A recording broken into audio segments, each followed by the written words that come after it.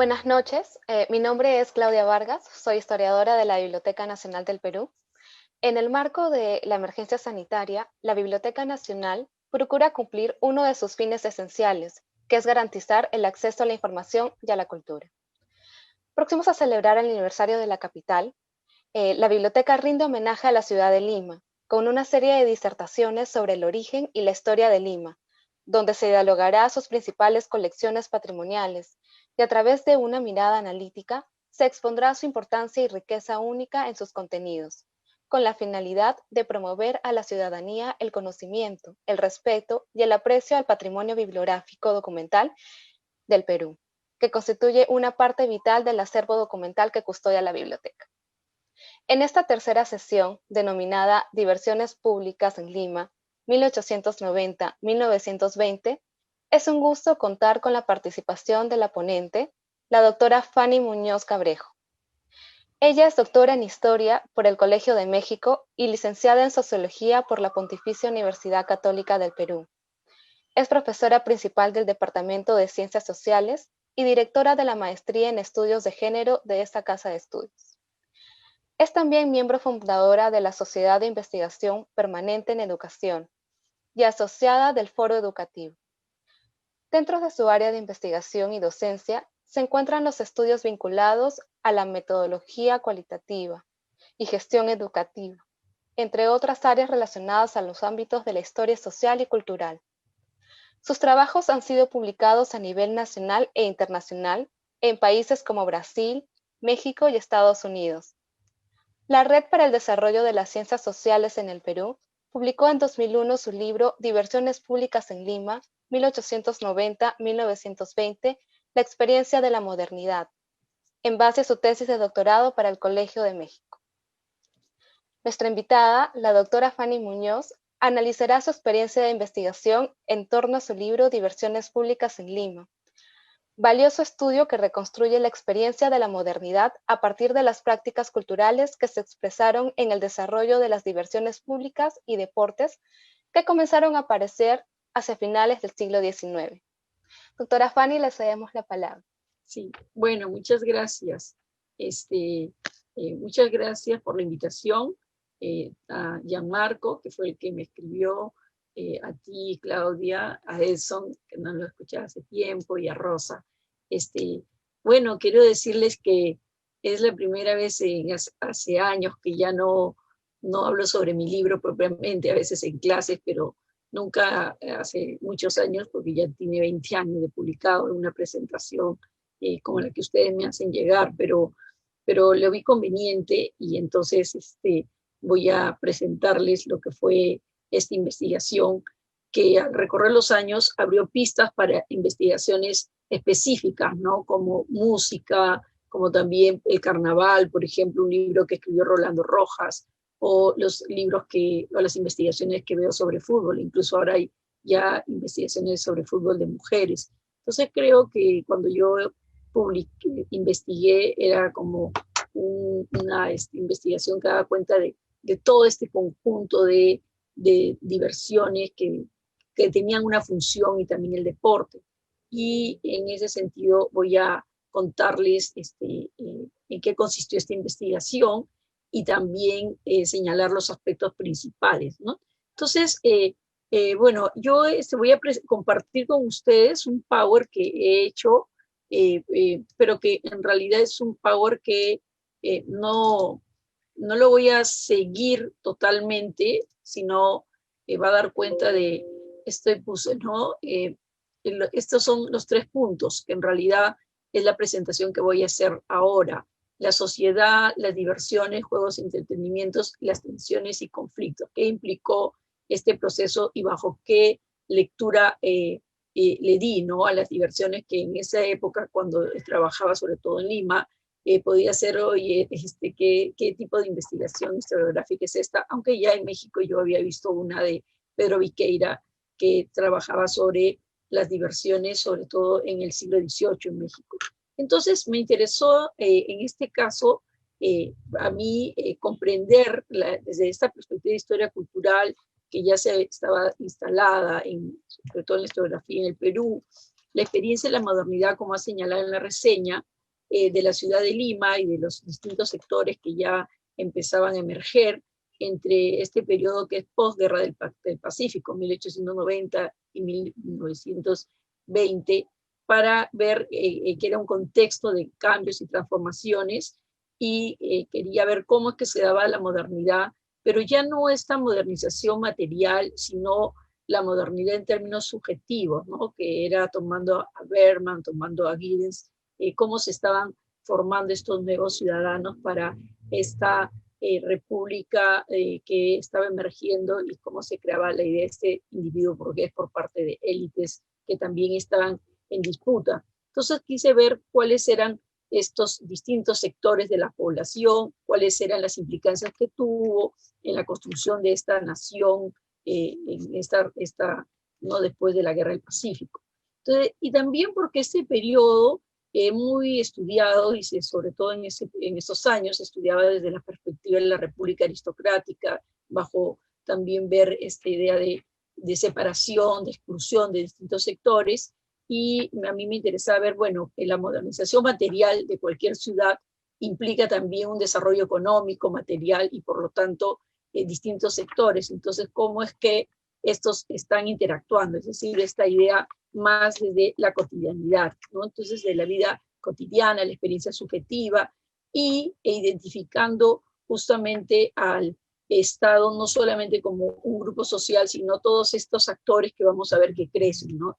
Que surgen, ¿no? Que como van a ser los sectores medios. Entonces, y Lima, porque justamente Lima fue el lugar de las transformaciones urbanísticas que sucedieron con más velocidad, y donde este ritmo de la vida empieza a cambiar, leyendo a los escritores, también leyendo a la prensa de la época, y todo lo que implicaba la instalación de un nuevo Estado en términos ya de la paz social, que fue al término de la Guerra del Pacífico, que demoró mucho, ¿no? O sea, no es que la Guerra del Pacífico devastó mucho a la sociedad peruana, pero ya aquí estábamos hablando de 10 años, ¿no? Como el inicio que se daba para el resurgimiento del país, y específicamente ciudades como Lima, ¿no?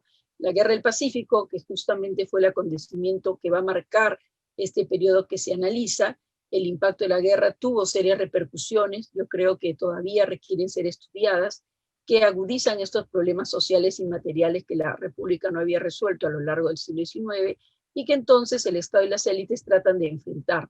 Entonces, en este periodo, yo también planteé que se constituyen distintas élites, y élites en disputa, y una de ellas es la que le llamo la élite modernizadora, que es la que le interesa constituir este nuevo individuo tomado como modelo de estas sociedades europeas, blancas, occidentales. Entonces, al tratar de explicar, por ejemplo, la derrota, y es también una hipótesis que está en el libro, en la investigación, es que se explicaban mujeres, distintos intelectuales, mujeres como la educadora Teresa González de Fanny, y otras explicaban que el fracaso de la Guerra del Pacífico pues había sido por esta cultura cortesana, por esta cultura de hombres débiles, no al deporte. Entonces ahí viene también la importancia de la educación física, ¿no? Que se empieza a introducir con fuerza, sobre todo con Piérola, y tanto para hombres y mujeres, y también esta idea de el Estado laico. Entonces las diversiones y el deporte se convierten en elementos educativos para formar estos individuos, ¿no? Y había que imitar sobre todo Europa, Estados Unidos, y donde se estaba demostrando que el cuidado físico era tan importante como el intelectual. Ahí viene todo el desarrollo del fútbol justamente en Inglaterra por parte de las élites, que luego es apropiado por parte de los obreros, ¿no?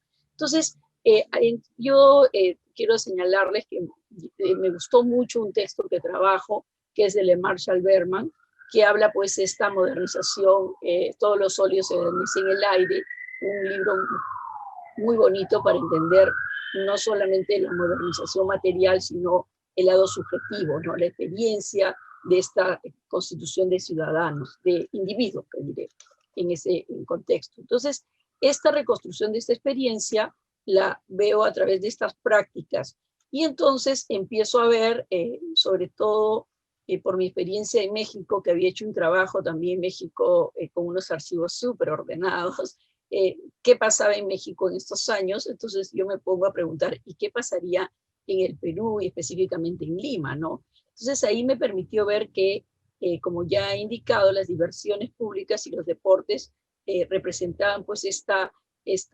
estrategia, ¿no? Para dar esta nueva forma de sensibilidad estética a estas nuevas costumbres, nuevos valores que apuntan a la construcción de este ideal de ciudad moderna, de individuos, y las diversiones en tanto actividades recreativas de esparcimiento destinadas a proporcionar este espacio para la relajación y en la que participan distintos sectores de la población, se convierte en esta fuente de información para conocer qué se quería transformar, ¿no? Qué valores, qué actitudes, qué costumbres. Y estoy también dando cuenta de que la experiencia de la modernidad tiene que ser trabajada, en el caso nuestro, como sociedades periféricas, en términos de donde no hay, los sectores no son homogéneos, y a veces pensamos que no se apropian lo mismo los sectores populares, diríamos, que los sectores altos, cuando lo que vamos a dar cuenta es que cuando llegó, por ejemplo, el uso del Internet en el Perú, el Internet en el Perú tenía mucho más cabinas que en otros países, ¿no? Uno iba a Argentina y el uso de las cabinas no era tan popular como, y ni menos en España. Entonces, era como es que los distintos sectores se apropian de estas nuevas actividades y, bueno, en algunas sí son de élite, pero en otras consumen igual.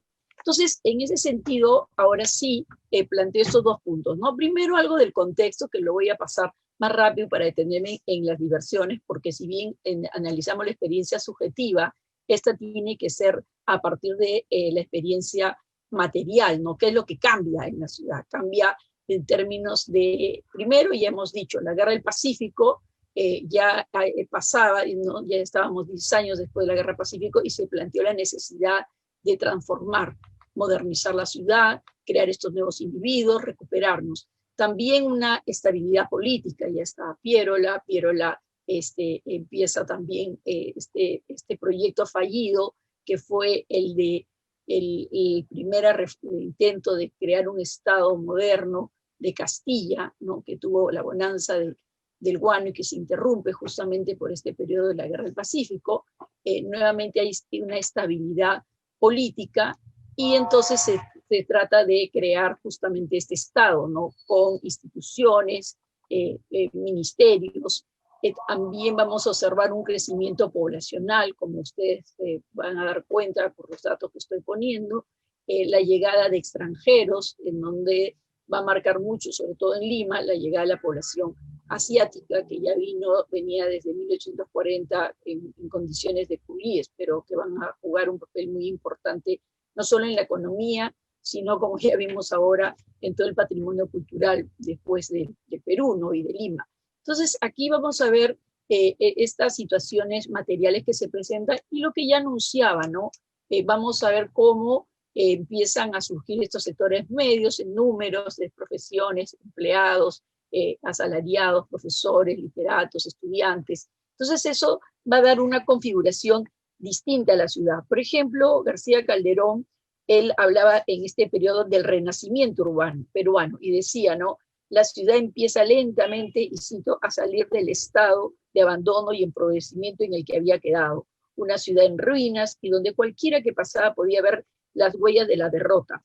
Piletas destruidas, pedestales sin estatuas en las plazas, casas y edificios destruidos. Entonces, ahí es donde se comienza a crear nuevamente este estado, ¿no? Capaz de establecer el orden, el control social, y también la serie de instituciones, entre algunas de ellas el Ministerio de Fomento y Obras Públicas, la Sociedad de Minería, y los desafíos justamente de esta élite modernizadora que se plantean, que ya he señalado, la construcción de esta ciudad moderna, la formación de este individuo burgués para integrar al país al universo de las naciones ricas y desarrolladas, y estaba conformada esta élite por profesionales liberales, provenientes de familias de distinta extracción económica y social, pero que tenían en común una visión positivista, racionalista y materialista del país. También ya estaba la filosofía del positivismo. Entonces, esta élite se opone pues a esta mentalidad, y también la vamos a encontrar en las mujeres, en las escritoras como Clorinda Mato o como Mercedes Cabello, ¿no? Porque empiezan a criticar a la Lima cortesana, ¿no? A esta Lima dada al ocio, a la holgazanería, a las fiestas y no al trabajo, a la educación. Entonces ellos criticaron mucho estos hábitos heredados de la colonia, y entre algunos de esta élite que considero, entre otros también está Felipe Portocarrero, y también está Alfonso Quirós, estaba pues Augusto Beleguía, Luis Antonio Liguren, personas cuyas familias habían ejercido cargos importantes desde mediados del siglo XIX. Están también José Pardo, Javier Prado, y algunos extranjeros ingleses, italianos establecidos en el país, ¿no? Y escritores, y estas mujeres que ya les señalé, que se inscriben como Francesca de Neri las ha denominado mujeres ilustradas, yo diría también mujeres vanguardistas, ¿no? Como Teresa González de Fani, está Clorinda, está Mercedes Cabello. Entonces, la formación educativa y europea de estas élites son los que les permiten, pues, apostar por esta propuesta educativa. Ahora, este proyecto modernizador, tengo que señalar que no es que están ellos solos en la cancha, ¿no? Están en un campo de tensiones y en disputa con estas otras élites criollas que también se resisten a los cambios. Y quiero mencionar que esto que sucedía en el Perú no es solo el Perú, ¿no? Sino que cuando también trabajamos historia tenemos que dar cuenta, no solo de historia, creo que en todos los investigaciones de lo que los procesos y los fenómenos que suceden en nuestros países, tenemos que dar cuenta de lo que pasa en la región. En todas las capitales pasaba lo mismo en esos años, Buenos Aires, México, entre 1860 y 1890, lo que se hace es una serie de reformas para modernizar, y el modelo de ciudad era pues el modelo de París, el modelo haussmanniano, que si uno va a Buenos Aires está una petite así réplica de lo que va a ser este modelo de ciudad, y también en México. Entonces estas reformas, como ya señalé, se venían llevando, ¿no? En la época de Castilla, y también las reformas modernizadoras. Hay todo un proyecto con el higienismo y la ilustración, y también esta idea de las madres en su maternidad. Entonces, creo que cuando llegamos a este proceso interrumpido por la Guerra del Pacífico, tenemos que dar cuenta que hay una línea de continuidad. Y ya he señalado que Lima se convierte pues en el centro de esta gran transformación. Entonces, la base de la representación era esta ciudad moderna. Se encontraba en la noción de progreso vinculado al desarrollo material, el ideal de vida cosmopolita, y el referente del individuo pensado para esta ciudad era la población blanca.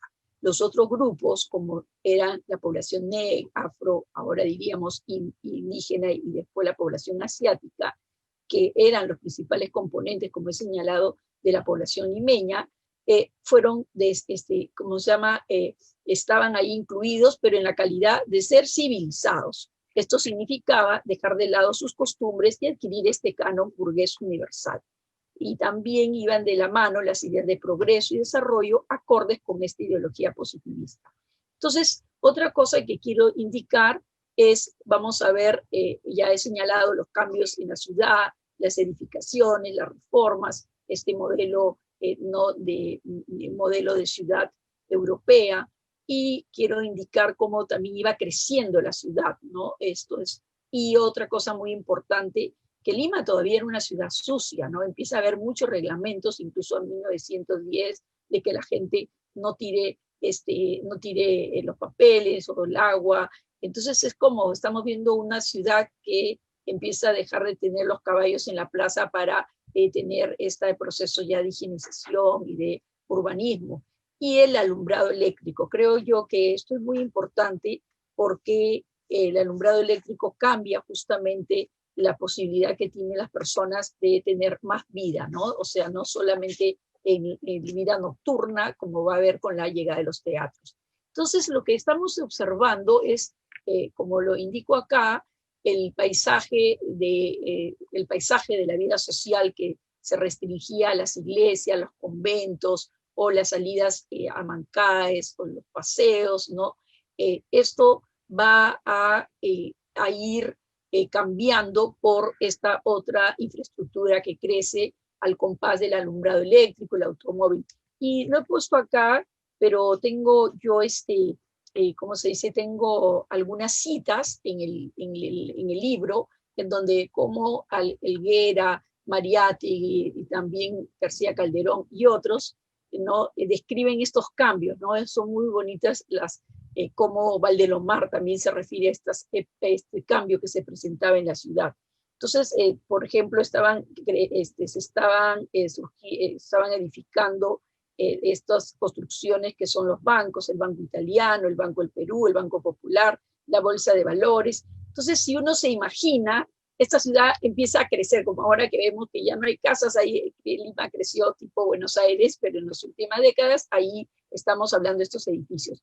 Se estableció el sistema de agua y higiene, y uno de los grandes artífices es Helguera, ¿no? El alcalde de la ciudad, que a veces no se lo trabaja mucho, pero creo que merecería una investigación entre 1901 y 1908, años en que se desempeña este cargo, realiza una serie de acciones orientadas a la creación de esta nueva ciudad y que comprende justamente la remodelación de la Plaza de Armas, la expulsión de las covachuelas, las tiendas que se encontraban alrededor de las plazas, que se ve a veces en muchas imágenes, ¿no? Que uno ve cómo ahí se vendía, cómo era un mercado la plaza, ¿no? Entonces le empiezan a higienizar mercados, y estas diversas clases de profesionales justamente son un indicador de estas nuevas demandas que ya he señalado.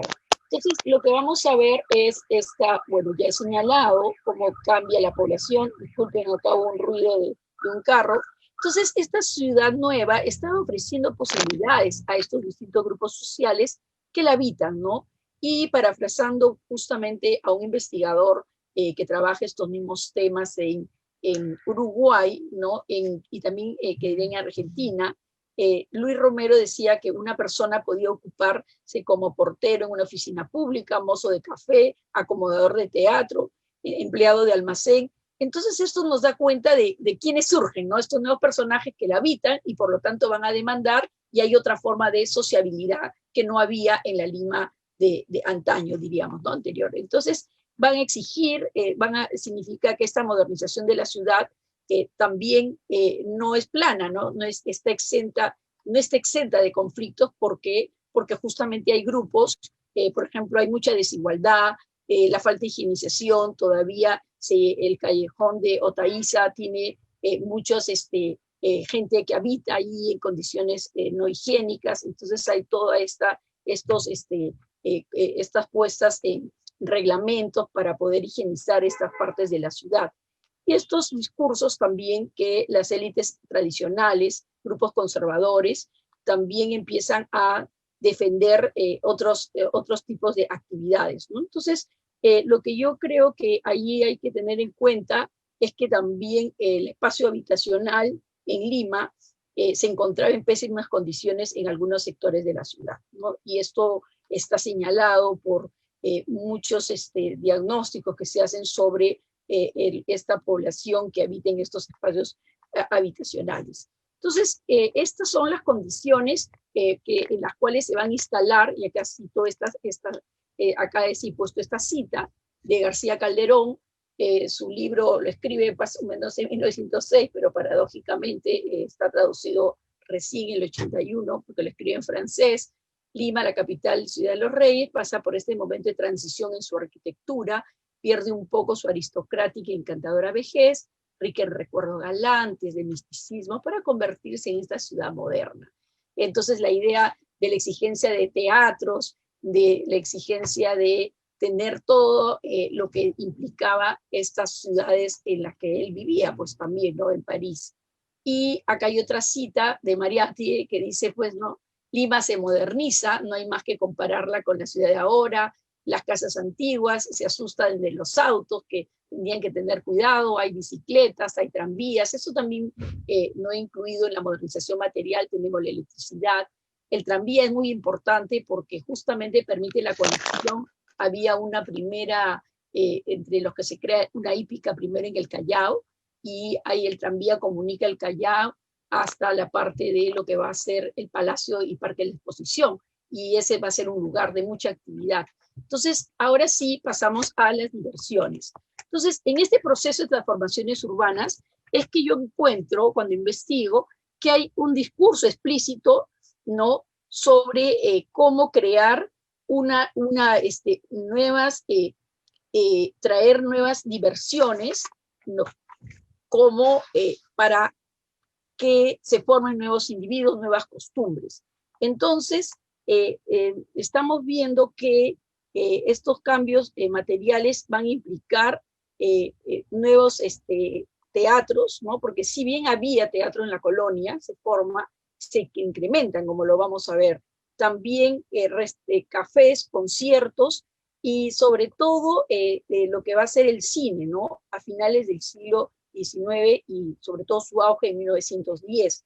Entonces, es muy explícito en el discurso que había toda una idea de que había mucha inmoralidad en las costumbres, ¿no? Costumbres bárbaras, por ejemplo, que ya estaba en el proyecto ilustrado, ¿no? Los gallos, el teatro. Y miren, recién ahora se ha podido decir no a la tauromaquia, pero en ese momento había una gran discusión, pero se siguió manteniendo. Eran como, para esta élite modernizadora, era como gustos bárbaros, ¿no? Que incivilizados, y que se tenía que justamente prohibir, pero no se pudo porque había esta disputa, ¿no? Entonces, como señalo aquí, las diversiones forman parte de este proyecto educativo, ¿no? Y de creación de este individuo y de moral, porque recuerden que había esta idea de que había inmoralidad, era una sociedad holgazana, había mucho ocio, la gente jugaba mucho juegos de azar, y entonces esto había que dar nuevos valores y comportamientos, y el fútbol también como una manera de regular, ¿no? Entonces, este efecto, yo creo que lo que vamos viendo es que están estas nuevas entretenimientos que forman parte también de la espectacularización, pero también se justaponen con las que existían, ¿no? La vida social que estaba alrededor de la plaza, la iglesia, los paseos, las tertulias, las festividades religiosas, existen, pero van a entrar llamémosle así, van a entrar en competencia con estos nuevos espacios, pero también con lo que va a ser la chingana, las formas de socialidad de las callejones, de las pulperías, las esquinas, que habían creado esta identidad, ¿no? En donde, por ejemplo, el carnaval va a ser muy defendido y por esta élite va a ser muy atacado, ¿no? Y tal es así que en la investigación termino yo señalando cómo es que Leguía lo que hace es una, llamémosle, espectaculariza y cambia el carnaval y le quita toda esta identidad popular, ¿no? Aunque persiste, la quita formalmente, no es la historia, porque las formas de sociabilidad en estos barrios surgidos en la vida en callejones, en chinganas, o en pulperías en las esquinas, que habían creado estas redes de identidad muy fuertes,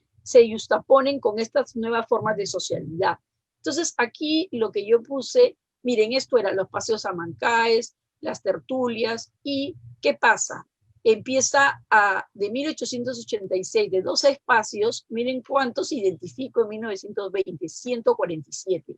Entonces, los antiguos eran la Plaza de Toros, el Paseo de Descalzos, la Alameda de Hacho, el Jardín o Palacio de la Exposición, que ya existía, pero no llega a tener todo el, llamémosle así, el espacio multiuso que va a tener después, ¿no? A partir de 1890 en adelante. El hipódromo, que también cambia, se hace el hipódromo de Santa Beatriz, y los teatros. Entonces, ahí he puesto cuántos empiezan a existir, pero coexisten, si se dan cuenta, las casas de juego. Y miren el incremento de clubes deportivos. Y otra actividad, los fumaderos de opio, ¿no? Que existen. Y ojo, no, lo interesante en este discurso de estas élites, en estas disputas, es que conviven las dos cosas, porque nunca se logra regular. Por ejemplo, en el mismo periodo en Brasil y Argentina se prohíben las casas de juego, pero en el caso de Perú hay toda una discusión, pero se reglamentan, o sea, hay cobro en las municipalidades, entonces van coexistiendo estas cosas. Entonces, es muy importante ver cómo es que se mantenían estos tipos de actividades. Entonces, lo que vamos a ver es cómo también, con excepción de las procesiones religiosas, las fiestas cívicas y retretas que se celebraban en la plaza, el uso de la calle para cualquier tipo de actividad queda prohibido. O sea, la idea era regular el espacio de la calle y ya estamos en crear justamente esos espacios definidos para el espectáculo. ¿Y qué significa? Y si hablamos de lo que señala Foucault del disciplinamiento, en el teatro se va enseñando a la gente a comportarse, a no fumar, hombres y mujeres por un lado, a no gritar a los actores, y todo eso está en reglamentos. O sea, lo que yo encuentro son mucha reglamentación para poder señalar cómo se tenía que comportar hombres y mujeres en todos estos espectáculos. Y a veces los cumplían y a veces no los cumplían, ¿no? Entonces, y ahí insisto, esto que las diversiones y entretenimientos cumplieron esta función educativa y nuevamente no dar cuenta de que solo en este momento, sino también en el siglo XVIII, ya en el proyecto ilustrado, como consecuencia de las reformas borbónicas, también se pretendía normar el comportamiento y las costumbres de la población que habitaba en la urbe, ¿no? Y inculcar nuevos valores. Entonces, las diversiones tenían un valor educativo. Esto lo encuentro en los testimonios, en todo lo que va a ser los discursos. Y la nueva distribución y ordenamiento de este espacio de la diversión favorecía pues este control sobre el comportamiento de los individuos, a diferencia del uso de la calle, ¿no? Porque aquí ya los tenías, entraban, sabías dónde se iban a sentar hombres, mujeres, qué tipo de vestimenta también tenían que usar, porque recuerden que la tapada se quería seguir usando, pero se prohibía para que también se forme esta nueva moda, ¿no? Entonces, en los espacios cerrados, entre comillas, el ocio quedaba delimitado y reglamentado. Asimismo, durante este periodo, los entretenimientos habían dejado de ser promovidos por el público, ya sea de manera organizada o espontánea, para ir delegando esa responsabilidad a los hombres de empresa.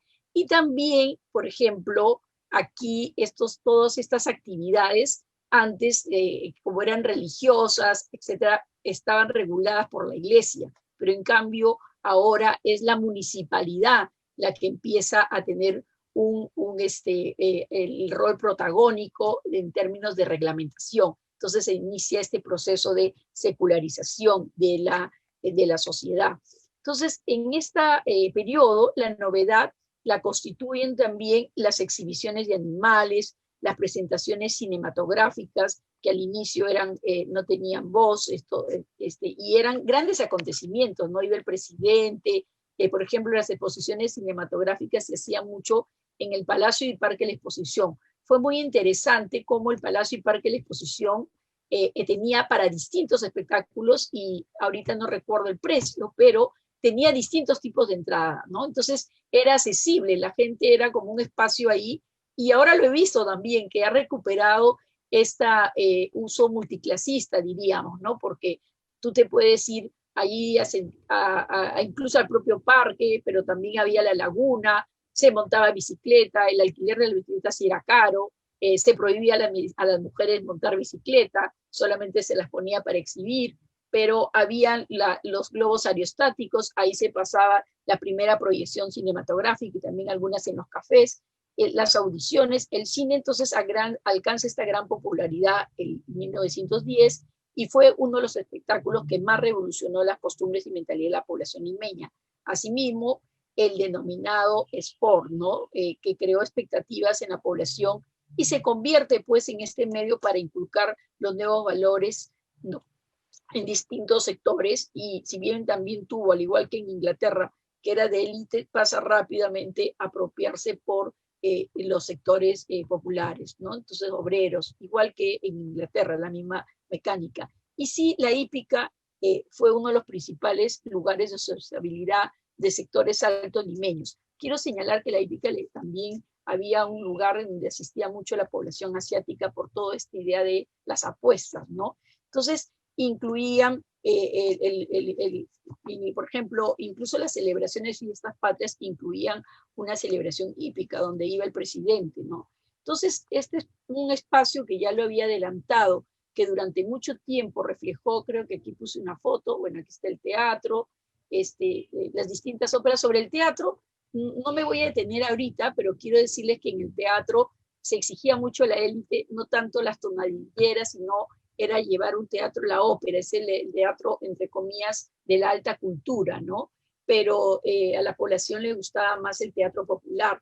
Aquí está el Palacio de la Exposición, ¿no? El parque y el Palacio de la Exposición, que tuvo una gran actividad cultural, como les digo, había distintas actividades y había distintos precios para asistir. Entonces, y llegaba el ferrocarril, eso es lo interesante, la conexión. Entonces, este espacio, ¿no? Ubicado en ese momento al sur de la ciudad, en zona de expansión, ocupa esta extensión de aproximadamente 192.000 metros cuadrados y que había sido inaugurado en 1872 para realizar las exposiciones internacionales.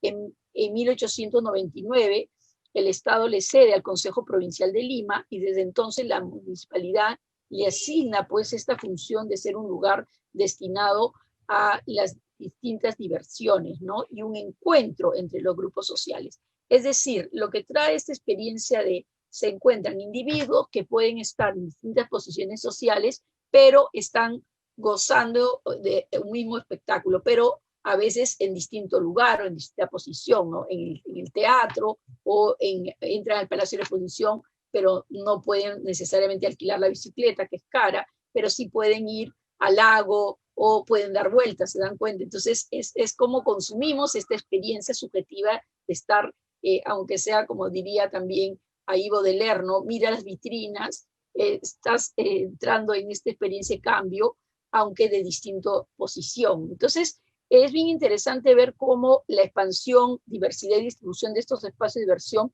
producen, lo que decía, estas nuevas formas de integración y de sociabilidad.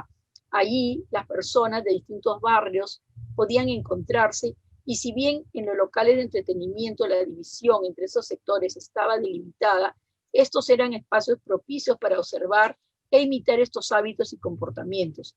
Las conexiones que existieron entre los principales cuarteles de la ciudad y los barrios empezaron a ser más frecuentes. Un factor que contribuye a esta integración fue el crecimiento que ya señalé de los medios de transporte.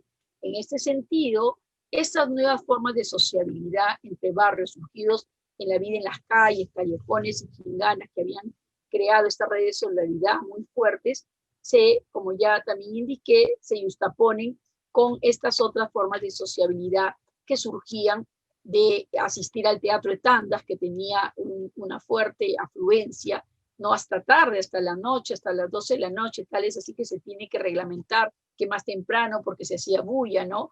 Ferias, participación en clubes deportivos, que dieron pues lugar a esta cultura urbana diferente y donde los individuos se podían encontrar y de alguna manera reconocerse, no necesariamente en igualdad. Entonces, también la nueva distribución y ordenamiento del espacio de la diversión favorecía, como ya indiqué, el comportamiento, ¿no? De estos individuos. Entonces, y pese a que el discurso de la élite modernizadora tuvo una gran aceptación en algunos sectores de la población, lo que he señalado es que no siempre se pudo aplicar las reformas. ¿Y esto por qué?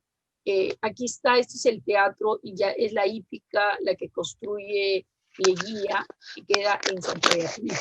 Entonces, lo que vamos a ver es que este proyecto modernizador también tenemos que ver qué pasa con los llamados grupos subalternos, donde está justamente la población asiática, la población afro.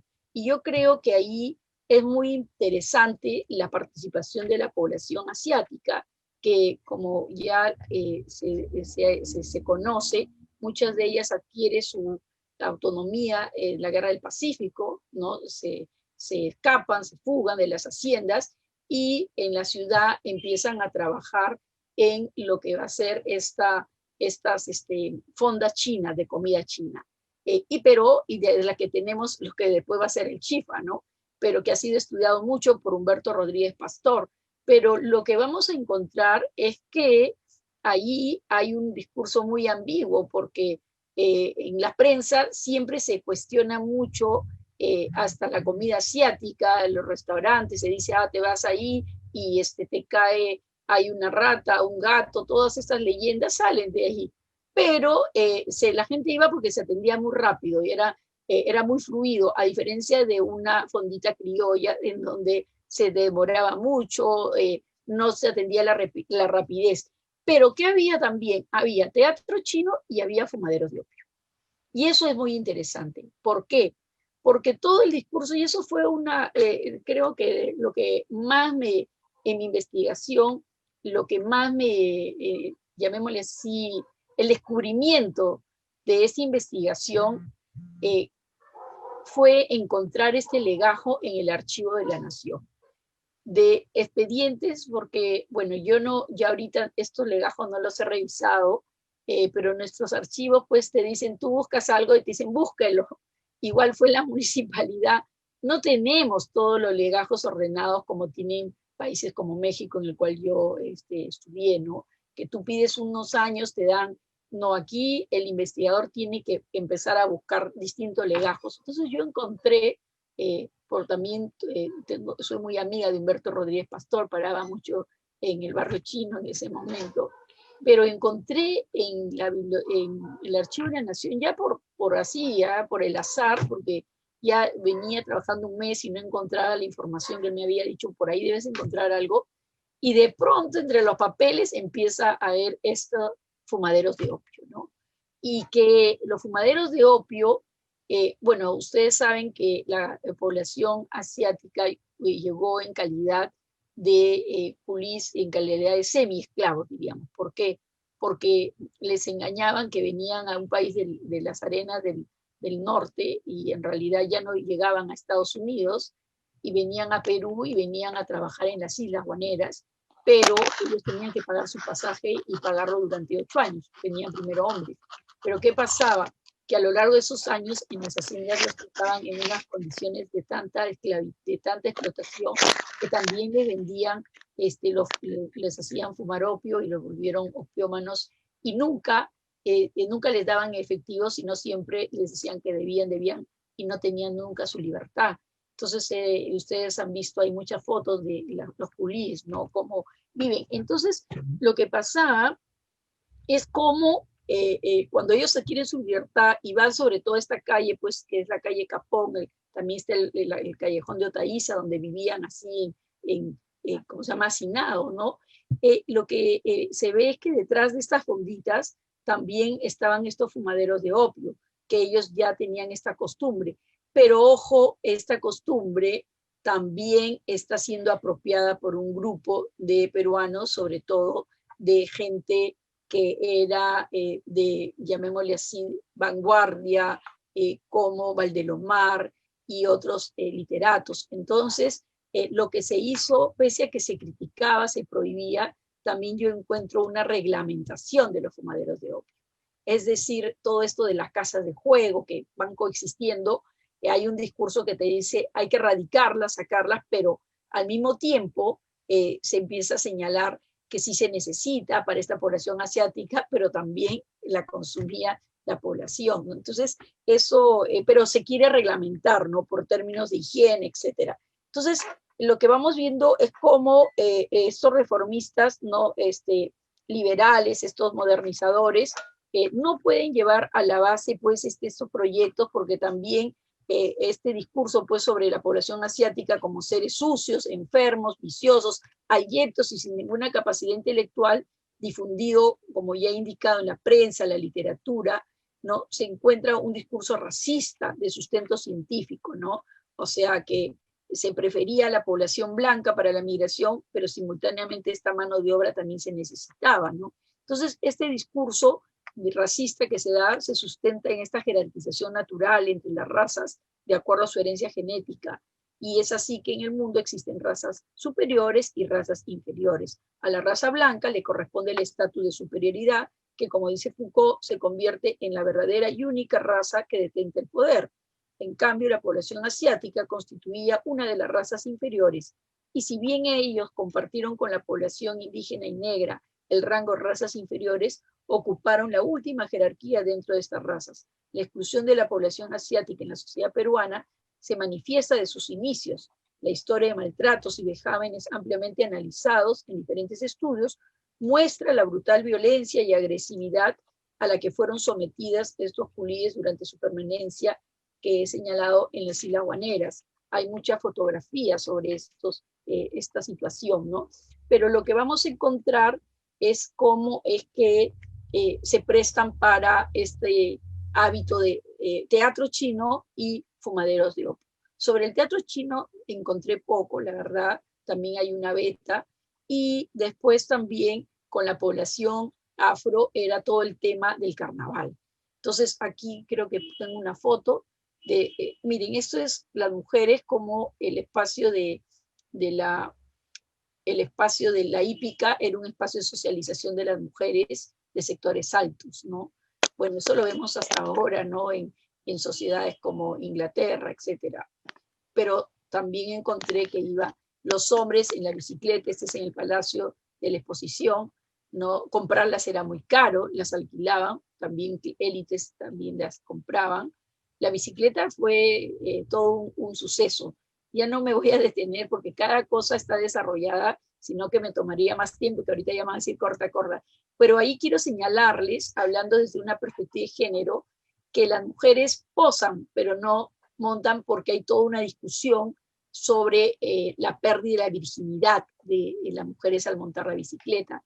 Entonces la Stenia Larriva de Jona se oponía, tenía un proyecto de educar a las mujeres, pero decía que hay que tener cuidado con los ejercicios físicos que se les daba. Entonces, creo que por aquí está la foto que tengo de las mujeres, que no es que estén montando, sino que posan, se dan cuenta. ¿Por qué? Porque la bicicleta, y recogía varios testimonios que decían, era el mundo de la libertad, ¿no? De salir, recorrer, ¿no? Entonces, ¿y qué es eso, no? Cuando uno monta la bicicleta, ahora que todos estamos regresando a montar bicicleta en este contexto, es toda una vivencia individual de todo lo que se te abre, ¿no? Entonces, pero a las mujeres no se les permitió, ¿no? O sea, hubo toda una discusión para que ellas puedan montar las bicicletas y no perder la virilidad. Recuerden que si bien había un discurso de laicidad, estaba el discurso religioso siempre en nuestra sociedad peruana. Estos son también la práctica del tenis, ¿no? De sectores altos. Estos son lo que había señalado, ¿no? Las diversiones reguladas por la municipalidad, muchos reglamentos encontré, bastante de higienización, de comportamiento, de modales, de vestimenta, el control de las calles, los precios de los espectáculos. Estos son algunos, miren que encontré el teatro chino, miren cuántas veces había obras de representaciones teatrales, que ahí detrás estaban los fumaderos de opio, ¿no?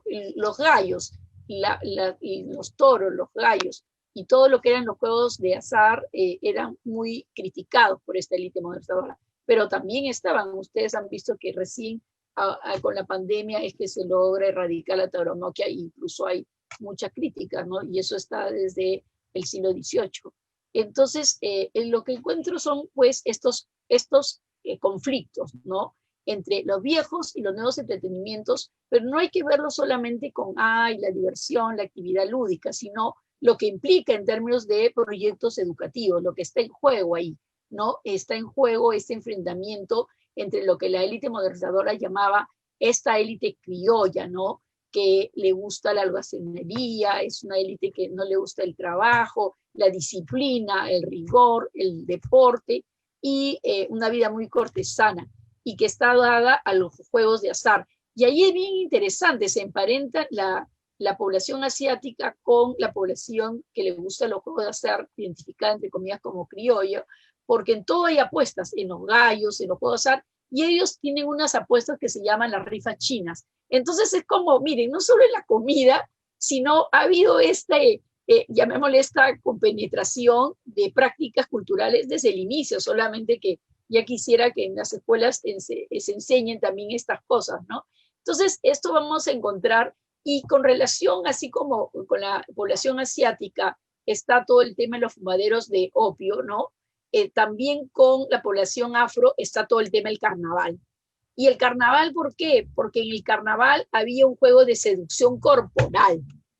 Y cuando uno encuentra por qué se quería prohibir el carnaval, porque se decía que en el carnaval se toca a la gente, se toca el cuerpo, y que las amas, las amas se permiten tocar a sus a los, las amas negras, ¿no?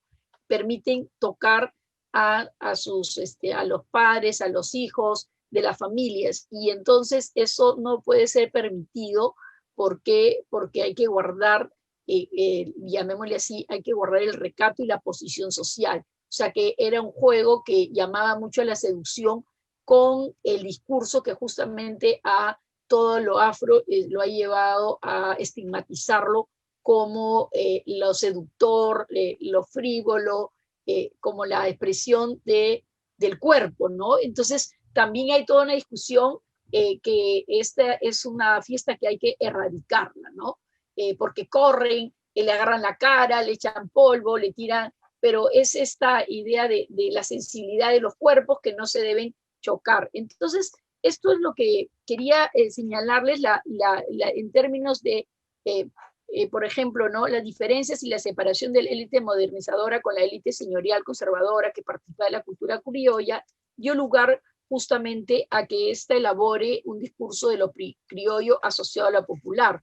Y esto sería entonces el momento en el cual la ubicación y pertenencia de lo criollo pasó de la élite al pueblo, y en la mirada que las prácticas culturales populares fueron vistas como este factor de atraso para el ansiado cambio modernizador, y en donde lo criollo era rechazado, ¿no? Y ahí hay un discurso que hace Manuel Prado creo que en San Marcos, en donde critica, no sé, creo que no es Manuel Prado, voy a revisarlo, critica toda esta cultura criolla, ¿no? Entonces, para ya ir cerrando, quiero señalar que estos es justamente el baile de afro en términos del carnaval.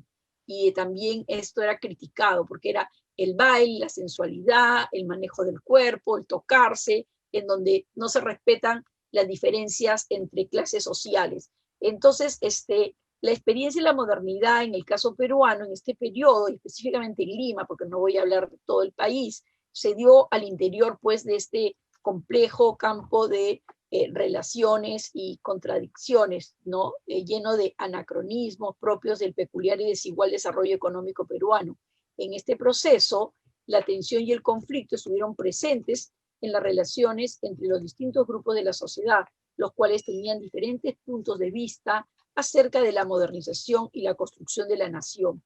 En este contexto es esta élite modernizadora la que pretende cambiar los gustos, las costumbres, ¿no? Y crear este individuo burgués, tanto ordenar también lo que sería para los hombres y para las mujeres, porque ahí ya no me he referido tanto a lo que va a ser también importancia la educación, con qué se educaba a las mujeres, qué tipo de educación tenían que tener las mujeres, y la diferencia entre los hombres. Y ahí hay una educación muy al modelo rusoniano, ¿no? Las mujeres para la domesticidad y los hombres para los espacios abiertos, ¿no? O sea, casi cuando uno lee, está leyendo a Rousseau, ¿no? Entonces, el Emilio sobre todo, ¿no? Entonces, dadas las características raciales de los peruanos, la población afro, la indígena y los mestizos fueron incluidos en esta calidad de ser había que civilizarlos, ¿no? Porque les faltaba todavía la higiene, el orden, la moderación, el recato, la disciplina, el gusto estético. García Calderón decía, ¿por qué le gustan las tandas? ¿Por qué no le gusta la ópera? Entonces decía, hay que traer más ópera, pero a la gente le gustaba más bien las tandas, ¿no? Esta forma de vida se oponía pues al estilo cortesano, que ya he señalado, al gusto por el placer y el juego. Por ejemplo, en 1850 uno revisa todos los viajeros, siempre te dicen, en Lima le gusta el farniente, estos bailes criollos que no he tratado acá, que están en los callejones, ¿no? Esto le llamaba mucho la atención a los viajeros sobre cómo es que se vivía en Lima, ¿no? Entonces, la cultura criolla urbana, a su juicio, constituía este factor de atraso para ellos. El ideal del hombre civilizado, como le denominaba esta élite, poseía tres rasgos opuestos al estereotipo limeño y que hacían extensivo a los peruanos. El primero era el amor al trabajo y a las leyes. El segundo, la mentalidad racional, la que generaba esta voluntad de acción, lo decían, el espíritu de empresa. Y el tercero, el nuevo comportamiento constructivo de un gusto estético asociado a esta sensibilidad burguesa que recorre desde la construcción de un sentimiento de identidad individual hasta el refinamiento del comportamiento de costumbres. Entonces, ahí la ciudad de Lima, el lugar donde lo indígena queda relegado, ¿no? Fue el centro desde donde se irradiaba este proyecto hacia las demás regiones, la importancia que se asignaba a la reglamentación. Lo que yo encuentro son muchos reglamentos. Ahora, ¿qué pasaba en la realidad? Esto no sucedía así. Ustedes ven que hasta ahora tenemos reglamentos, por ejemplo, sobre violencia hacia las mujeres, o en educación nos volvemos el Perú, el país que tiene más reglamentos, pero la idea es cómo se cumplían. No, o sea, yo encuentro que estaban, pero no necesariamente se cumplían. Las calles estaban, no había la higienización, porque no había mejores condiciones para todos los sectores sociales, se jugaba mucho, se apostaba, entonces ahí y había corrupción, ¿no? Las nuevas diversiones y los deportes pues cumplen esta función formativa para la creación de estos nuevos valores, porque no hay que decir que no se hace, sí se va haciendo, porque también ustedes van viendo cómo las mujeres empiezan a mostrar sus cuerpos a través del deporte, la calistenia, otras actividades, pero en otras también no les dejan, pero también empiezan a educarse. Entonces, creo yo que ese es un proceso, ¿no? Que se va consolidando y también va viendo nuevas formas de integración y de sociabilidad. Entonces, este encuentro que a mí me pareció lo más interesante, ¿no? Porque a veces uno tiende a ver mucha oposición, mucha separación, mucho blanco y negro, y lo que no nos damos cuenta es que se participa de una experiencia, hay desde la subalternidad hay una experiencia diferente, pero en términos de fenómeno de esta modernización, todos están gozando de lo mismo. Ese es un poco lo que también quise mostrar, ¿no? Entonces, yo ya ahí me quedo, más bien para las preguntas. Quiero ver si por ahí traje otras fotos. Son fotos que me las pasaron, ¿ah? O sea, un señor currarino, muy bondadoso, me dio su colección de fotos y otras que Emilio, que diré, Luis Eduardo Bufarden también me apoyó mucho. Cuando trabajé esta investigación, bueno, era muy asidua a la Biblioteca Nacional. Agradezco mucho a Delfina, está Edson, ¿por qué me olvido de la doctora Maldonado? Creo que sí, o ya le cambié el nombre. Ellos me apoyaron mucho, ¿no? Porque esa investigación, y con eso quiero terminar, era como armar una pieza poco a poco. Tenías que leer mucho almanaques, tenías que leer obras literarias para aquellos estudiantes que están escuchando, ¿no?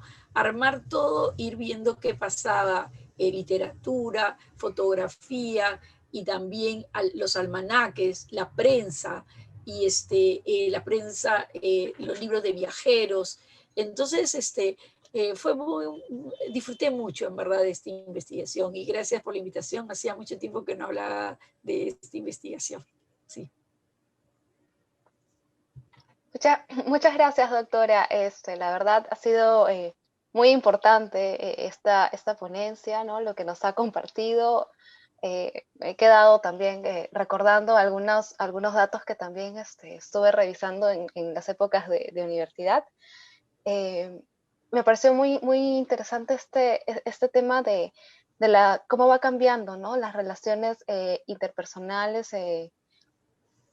y cómo es que las personas de diferentes grupos sociales se van acercando de cierta manera en estos nuevos espacios, ¿no? Que se van creando en estos espacios públicos, y pero aún así se notan las diferencias, ¿no? Siempre se relaciona un deporte o una festividad a cierto grupo, ¿no? Y ahí todavía creo que es algo que mantenemos, ¿no? Hasta ahora, ¿no? Siempre relacionamos ciertas actividades a cierto sector, ¿no? Hay algunas preguntas que por ahí nos han hecho llegar. ¿Sí? Se las voy comentando para ver si nos puede profundizar un poquito más sobre ello. Una de las preguntas que nos hacen llegar es, ¿Qué cambios o continuidades se puede encontrar entre el proyecto modernizador de inicios del siglo XX, liderado por el Partido Civil, y con las obras desarrolladas por Augusto B. Leguía, ¿no? Sobre todo en el contexto del centenario de la independencia?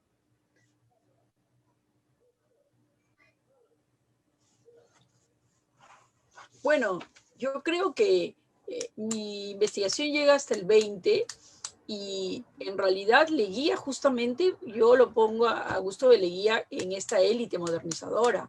Augusto de Leguía, justamente él él estudia en Valparaíso, él en una escuela alemana, estudia negocios, casado con una Swain, pero siempre estuvo en el poder, ¿no? O sea, como ministro de Economía. Él justamente, incluso él, pese a que durante su gobierno se ascribe al corazón de Jesús, él en realidad fomenta mucho la educación norteamericana, ¿no? El colegio María Jesús Alvarado, Lima High School, es promovido por él, pero justamente tiene que negociar porque la Iglesia Católica es muy fuerte. Entonces, él trae la hípica ya estaba en el Callao, pero él monta la hípica de Santa Beatriz, la que hemos visto con ese estilo morisco que estaba, ¿no? Entonces, creo yo, él también participa mucho de, todo lo que va a ser todas estas diversiones en el proyecto modernizador. Entonces, sí hay una continuidad. Incluso en mi investigación yo termino con el carnaval, solo que ahora hablar de cada diversión específico es un desarrollo propio, ¿no? Pero en el carnaval lo que yo encuentro es que, miren, algunas diversiones no se pueden erradicar. Entonces, lo que termina siendo Leguía, con Leguía empiezan los cursos de belleza, o sea, la elitiza, ¿no? ¿Qué quiere decir? Ya, mira, aunque todo el mundo siguió jugando, y yo creo que todavía lo veo en Lima, cuando te tiran agua, ¿no? Aunque está prohibido, pasadas, yo me acuerdo cuando era estudiante, pasadas en un micro, en la José Leal, ay, te tiraban agua ahí, y ya, pues eso era lo que había antes, ¿no? Y en mi barrio, en Chiclayo, yo también he jugado de niña el carnaval, así con talco, que te tiraban todo, pero lo que él hace es la estiliza, y eso está en las revistas, ¿no? En variedades, en todas las revistas uno va viendo cómo se vuelve una fiesta de élite en los clubes, en donde hay el chisguetito, la reina de belleza, etcétera. Pero en los sectores populares se siguió manteniendo lo que ellos no querían, ¿no? ¿Se dan cuenta? Entonces, yo sí veo que hay una línea de continuidad. Y ojo, que también se negocia, porque no lo vas a ver a Leguía yendo a los toros, pero la tauromaquia se siguió dando, ¿no? O sea, la tauromaquia, disculpen, hasta este año,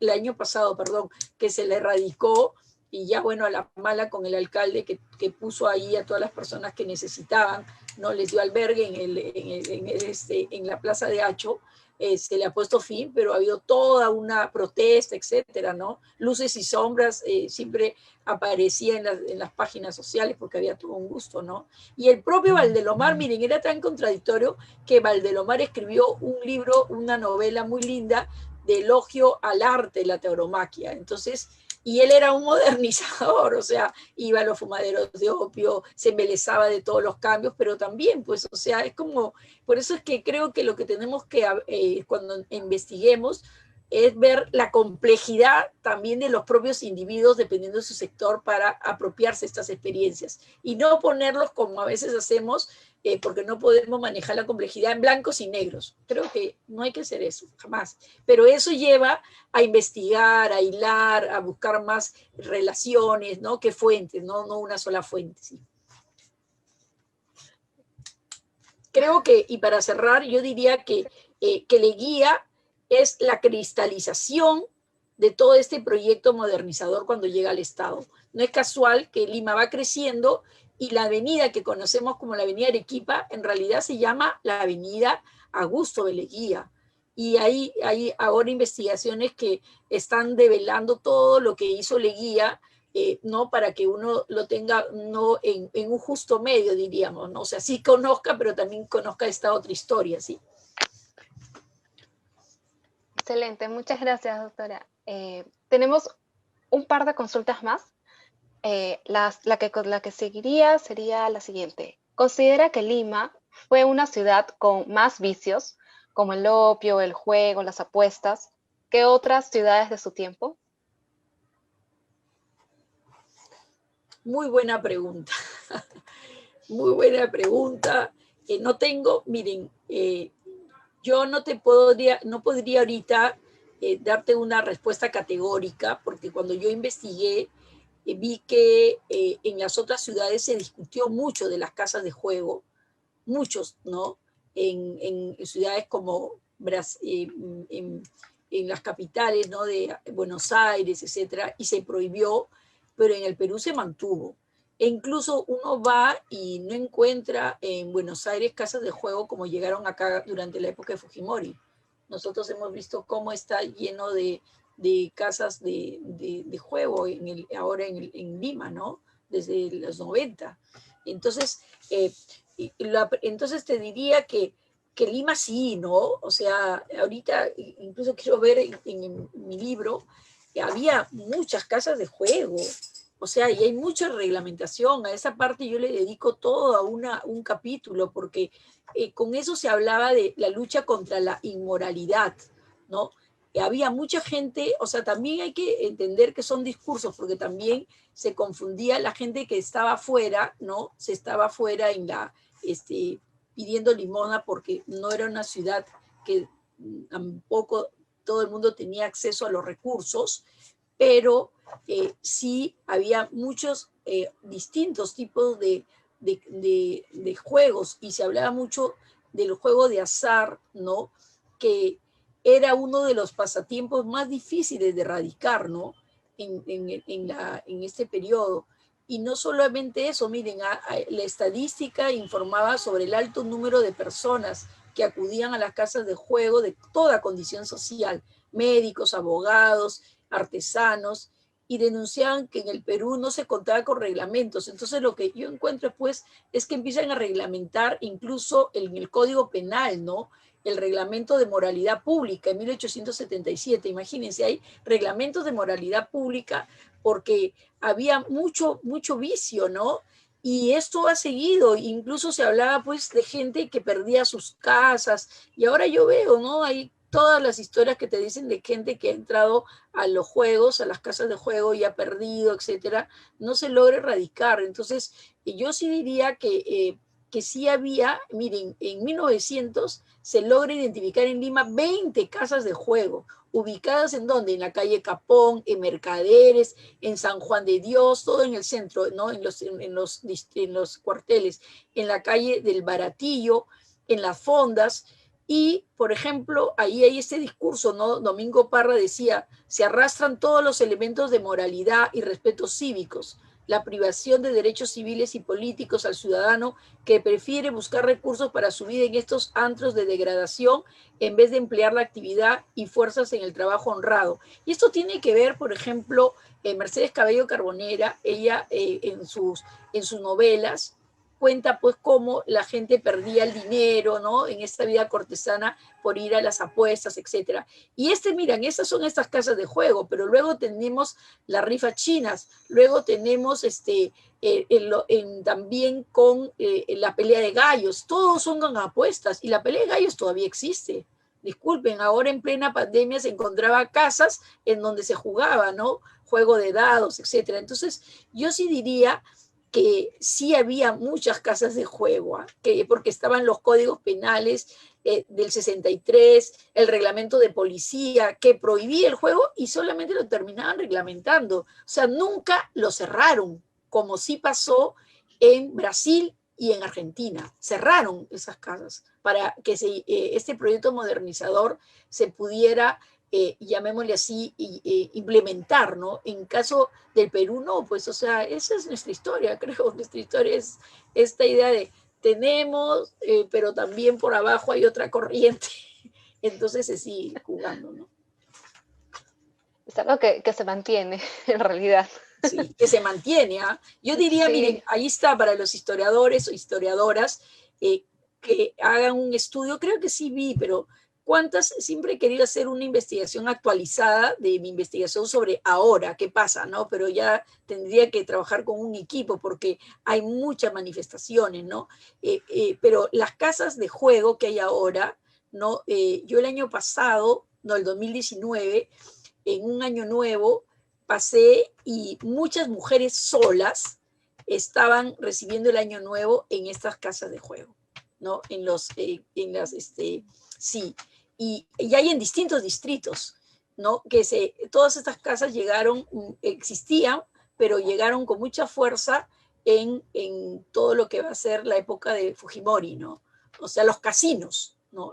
Me estoy refiriendo a los casinos. Ustedes miran en Miraflores cuántos casinos hay en el centro de Lima y ven qué población entra, y ahí sería una investigación muy importante realizar para que veamos cuánto crece, cómo se regula y qué pasa, ¿sí? Recuerden que ha habido hasta muertes, ¿no? En los casinos, de esta chica joven, después también de mujeres solas que apuestan hasta sus casas, o sea, hay muchas historias, sí. Y en Año Nuevo yo pasé y encontraba que muchas mujeres solas estaban ahí a esta hora recibiendo el Año Nuevo, pero también apostaban, ¿no? Sí. Y los chicos también, ¿no? Con las computadoras, los nuevos juegos que hay. Bueno. Exacto, hasta en la virtualidad ahora se Sí, sigue por eso manteniendo. Y hasta algo, perdón, no, continúe. No, por eso les digo a los que están escuchando y son jóvenes que están haciendo todavía sus estudios, que tienen un campo vasto ahí para investigar. Y en la pandemia, ahorita que paramos por este medio virtual, ¿qué está surgiendo ahí con estos juegos? ¿No? Sí. Sí, es un mundo enorme y que tenemos que empezar a revisar. Tengo un par de consultas más. A ver, te las hago llegar. La primera es, ¿cómo fue la participación de las mujeres dentro de este proyecto modernizador? Y si este proyecto influyó en el desarrollo de organizaciones femeninas. Eh, Recalco, por ejemplo, la organización liderada por María Jesús Alvarado, que es Evolución Femenina, pero como ella también hay otras, ¿no? Bueno, miren, cuando yo hice esta investigación, quiero señalarles y ser honestas, no la trabajé en clave de género, ¿no? O sea, mi investigación en ese momento no tiene un enfoque teórico de género, pero obviamente salió, ¿no? O sea, salía qué pasaba ahí con las diferencias entre hombres y mujeres. Entonces, yo señalaría que en este proyecto modernizador, un rol muy importante, porque sí lo tiene, y suerte que ya Francesca de Neri había investigado, está el rol de las mujeres que Francesca le llama las mujeres ilustradas, ¿no?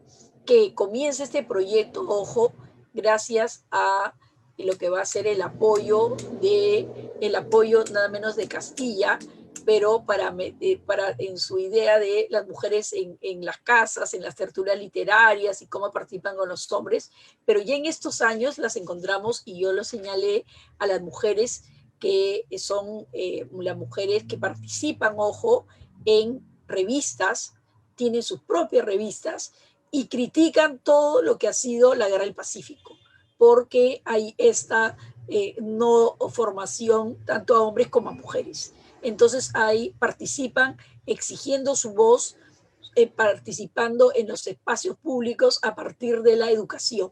Porque si bien la educación siempre estuvo en el proyecto civilista o desde el inicio, ¿no? Cuando San Martín declara la independencia, señala hay que educar a hombres y mujeres, la educación no ha sido un bien público, ha sido poco a poco, algunas élites, algunos colegios de educandas, etcétera. Pero entonces yo diría, uno, las mujeres sí se visibilizan en el espacio público a partir de la escritura, saliendo justamente de lo que eran las tertulias literarias a la escritura en revistas o en sus propias revistas, como es el Álbum o la Alborada, que son dirigidas por ellas mismas, ¿no? Pero en el espacio propiciado de tertulias, y también las propias tertulias que hace luego Clorinda Mato. Entonces escriben y van denunciando, ¿no? Las costumbres cortesanas, que las mujeres, como es pues en Blancasol, ¿no? De Mercedes Cabello, en donde dice, mira cómo esta mujer ha educado a su hija, o en Herencia, toda esa posición de una mujer que esté dentro del proyecto más, entre comillas, burgués, del espacio doméstico, pero educada frente a una mujer que no quiere y que quiere el mundo más de de la idea de esta mujer cortesana. Entonces, yo creo que ahí es una participación de las mujeres en la visibilidad del espacio público a través de la escritura, pero en la prensa, ya salen de las tertulias de la casa, dirigen su propia prensa, pero también son muy cuestionadas y creo que por ejemplo, yo estuve trabajando porque recién las mujeres pueden ingresar, ojo, a la universidad en 1909, pero las mujeres están exigiendo desde antes entrar a la universidad. Uno de los casos es el de Trinidad, ¿no? Y el otro es el de justamente Margarita Praxedes Muñoz, ¿no?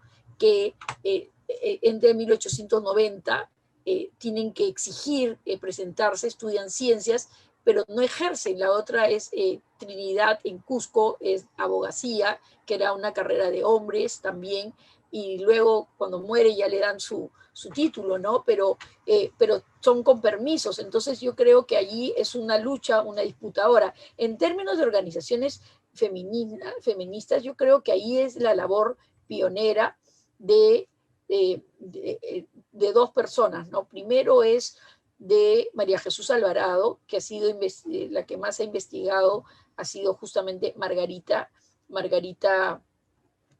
ay, Segarra. ah, Segarra, Margarita Margarita Segarra. Segarra Maggi, ¿no? Que es la que empieza a formar justamente el primer movimiento feminista, ¿no? Asociado al trabajo para la mujer y la educación. Y no es casual que ella es la que crea, pues participe en este colegio de Lima High School, ¿no? Que luego tiene su nombre, pero ella forma educadoras, escribe también, y ella forma movimiento feminista que están articuladas, porque las otras mujeres se articulan en términos de redes de mujeres. Por supuesto, diríamos, son feministas en términos de su discurso, pero no están organizadas como lo va a ser ya, como lo va a hacer María Jesús Alvarado en 1917. Pero ella tiene una participación antes en todo lo que va a ser la educación, ¿no? Y los obreros. Y también está la hija justamente de Cáceres, ¿no? Soy la Aurora Cáceres. Entonces yo creo que, pero ese movimiento es bien interesante porque luego tenemos que ver cuál es su continuidad, ¿no? Yo creo que hay un tránsito que ya no conocemos, y es una hipótesis que yo tengo, que es que las mujeres luego al entrar en el espacio institucional, su voz es reprimida porque ya han recibido las lecciones de que la sacan del país. O sea, por ejemplo, a Clorinda Mato le queman su biblioteca, le queman que diré su imprenta, que su imprenta se llama justamente La Equitativa, se tiene que ir, ¿no? A Argentina, ya no regresa, pero también Margarita Praxedes no ejerce en el Perú. O sea, son varias historias, ¿no? De ellas. Entonces yo creo que la silencian, ya no llegan a tener esta, llamémosle, participación en este espacio, pero pasan a ser maestras. Entonces, esa es una hipótesis que quiero ver, qué pasa con este movimiento feminista, ¿no?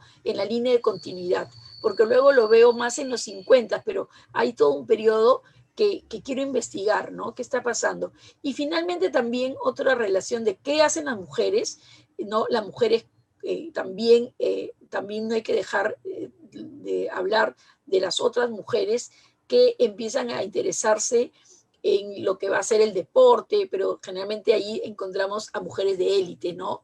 Porque pueden, ustedes las han visto en este deporte primero del tenis, ¿no? Que las vemos ahí, o del uso de la bicicleta, que las primeras que pudieron, ¿no? Entrar contra este discurso de que se les puede romper el himen, etcétera, y la virginidad. Entonces ellas insertan con el mundo de la educación física, ¿no? Entonces ahí las encontramos. Eso diría. Muchas gracias, doctora. El tiempo ya se nos está Sí, acabando. sí, pero muy buenas las preguntas y Sí, gracias más bien a ustedes. sí. Bueno, agradecemos a todos los que nos han acompañado en este conversatorio. Igual recordarles, ¿no? Que la biblioteca sigue manteniendo, sigue desarrollando estos ciclos de conferencias. Los esperamos en la conferencia de mañana, que se titula Estudio Curret, Historia de la Fotografía de Lima, y está a cargo de Hermann Schwartz. recordarles también que todas estas sesiones están siendo grabadas y que las van a poder revisar en el momento en que requieran en las plataformas sociales de la biblioteca, Facebook, YouTube, también estamos en podcast. Y bueno, antes de despedirnos, doctora, quería, no sé si tiene algunas palabras de cierre, tal vez un poco el repensar el tema del espacio público, relacionarlo con el tema del Bicentenario que ya estamos celebrando, ¿no? Bueno, yo creo que, muchas gracias, yo creo que todavía nuestra producción de investigación ha seguido avanzando, pero yo diría que justamente lo que estaba motivando a jóvenes investigadores, investigadoras, para que puedan hacer como un mapeo, porque en mi investigación yo hice como un mapa del espacio y a mí me gustaría ver cómo ese mapa, porque siempre hablamos de que Lima es una sociedad fragmentada, ¿no? O sea, que en el Perú, pues en cada Lima Norte, Lima Sur, se ha reproducido toda una vida y ya no hay estos espacios de encuentro como habría al inicio de la modernidad, sino que cada uno está más separado, más fragmentado. Pero yo quisiera que con la producción del teatro, qué conocemos del teatro de Comas, qué conocemos del teatro de Villa Salvador, o sea, se pudiera mapear, ¿no? Yo sé que hay algunas personas que vienen investigando, pero sería interesante para saber si es así esa sociedad fragmentada, separada, o hay puntos de encuentro a través justamente ahora también de lo que se tiene que introducir, que es las redes, ¿no? O sea, creo que las redes han desafiado, las redes virtuales, estas conectividades de otra manera. Entonces, me parecería muy importante, por ejemplo, yo creo que en los 80 o 90 hacía mucha música, mucha música chicha, y luego fue la cumbia, distintos en coliseos, ¿no? En coliseos en Surquillo, etcétera, ¿no? Que sí han sido estudiados.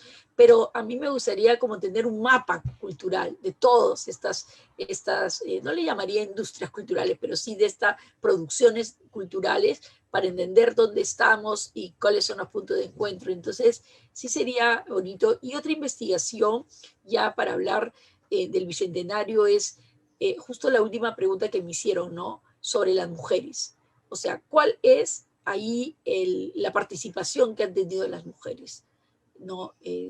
Ahí sí yo estoy tratando de investigar cuál es la participación de las mujeres en este espacio público, ¿no? A través de lo que ha sido la educación, que creo que ha sido el proyecto más sostenido, y también del feminismo, ¿no? Sí.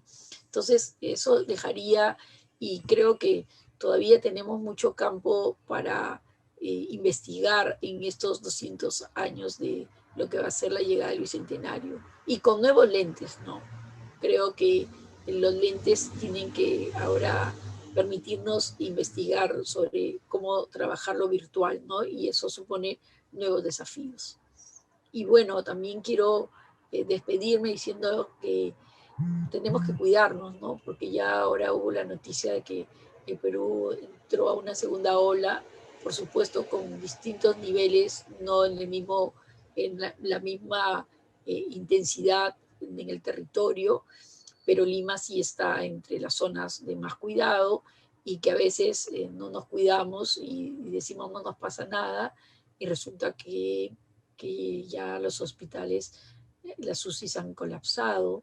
Entonces no quisiera dejar de dar un mensaje del hoy, de lo que nos está pasando ahora, porque sé que a todos nos está costando, ya se ha hecho muy largo, estamos en un verano que no se define como tal, pero está siendo muy pesado, pero eso es lo que nos tocó en el Bicentenario, y aprendamos pues de esta experiencia única que también se va a legar y se va a escribir, y veamos, saquemos de todo un poquito la tranquilidad y de lo que nos toca, porque hay que cuidar la vida y la vida de los que están a nuestro alrededor. Sí. Exacto. Muchas gracias, doctora, por compartir esas últimas palabras. Efectivamente, son tiempos difíciles para todos, pero hay que afrontarlos con el mejor ánimo y hay que cuidarnos, ¿no? Cuidarnos a nosotros y cuidar a los que nos rodean, a los que más queremos.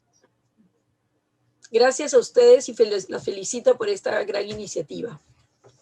Muchas gracias nuevamente a todos los que nos están acompañando desde las redes sociales. Muy buenas noches y ya nos reencontramos en otra oportunidad. Hasta luego.